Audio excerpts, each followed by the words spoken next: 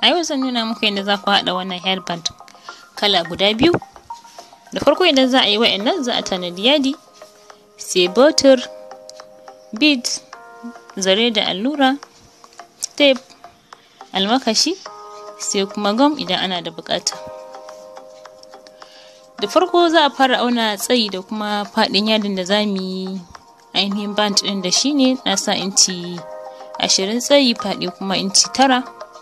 Sannan sai a ninka shi a tsaye,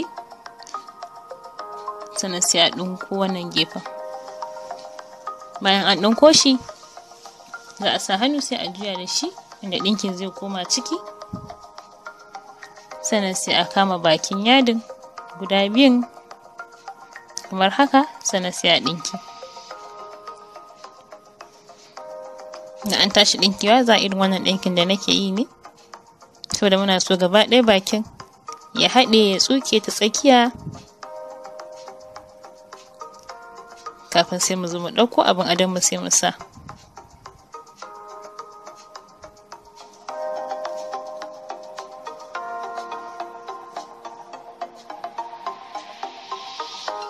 Da an tashi za a yi wannan ɗinkin za a yi shi ne iyakacin yadda mutum ya hankalinsa ya kwanta cewa ya ɗinku sosai. So don haka ya danganta da irin zaren da ake amfani da kuma irin kauri da aka ninka zaren. So za a yi ta yi ne har sai hankalin mutum ya kwanta cewa ya haɗu, ba zai kwanci ba, kafin sai ya tsinke ragowar zaren.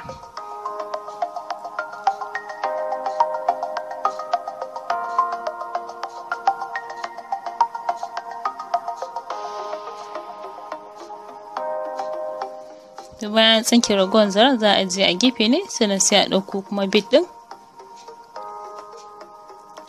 sai kuma a ɗauki zare da allura a ƙulle ƙasan zaren saboda an zuro kai ya dinga zamewa. Sannan sai a zuro cikin bead ɗin, sannan sai a ƙara kama ƙasan zaren a zuro alluran ta ciki, a zuge yadda zai ba mu kamar haka bead ɗin wato a ƙasan zaren. Sannan sai a ɗauko ainihin wancan band da muke yi, sai a tsiro ta daidai tsaki inda muka yi wannan ƙullin, sannan sai a zuro wasu bead ɗin.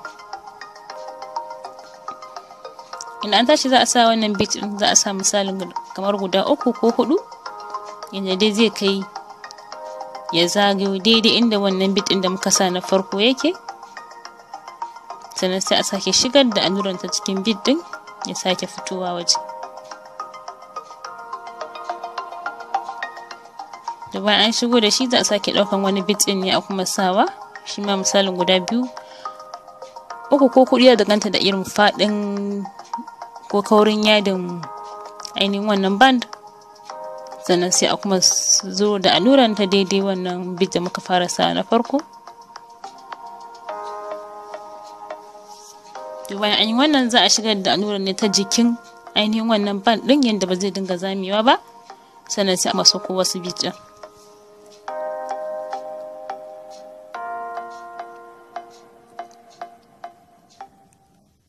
Wannan bead ɗin muna sawa ne saboda mu rufe wannan ɗinki da muka yi na tsakiya. So idan mutum yana so zai iya saka guda ɗaya idan ya ga ya rufe mai wannan ɗinki, ko ya sa layi 2, layi 3 ko fiye da haka.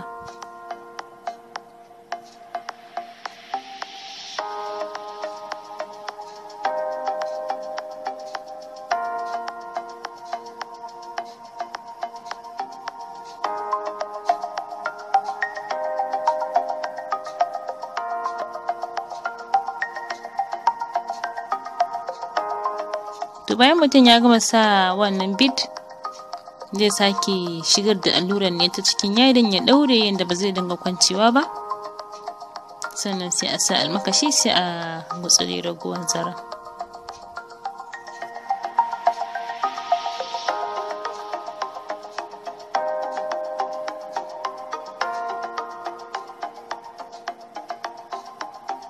Bayan an gutsure ragowar zaren shikenan mun gama.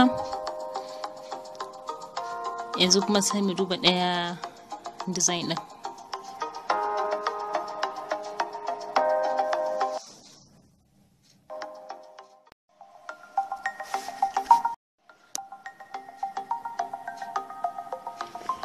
To To idan za ku yi wannan design ɗin kuma shi ma za a yanka yadin ne kamar girman wancan da muka yi na farko, a ɗinke gefe sannan shi ma a jiyo da shi daidai. Bayan an jiyo da shi daidai za a kama bakin yadin, amma a wannan karan za mu ɗinko wannan gefen ne. Bayan an ɗinko wannan gefen sai mu ajiye, sannan sai mu sake yanko wani ƙaramin yadi, wannan da shi za mu rufe wannan gaban ɗinkin da muka yi. To shi ma za a ɗinko shi, a jiyo shi, sannan sai a riƙe shi yadda aka na riƙe shi, sannan sai a sako shi ta cikin wancan babban da muka fara ɗinkowa kamar haka, sannan sai a ɗinko shi a tsaye dab da jikin ainihin wancan bantin. To bayan an ɗinko shi, ragowar yadin za a sa almakashi ne sai a yanke. To bayan an yanke sai a sa hannu sai a jiyo da shi kuma yanda ainihin wannan ɗinkin zai ɓuya ta cikin wannan ɗinki, sannan sai a sa hannu sai a gyaggyara.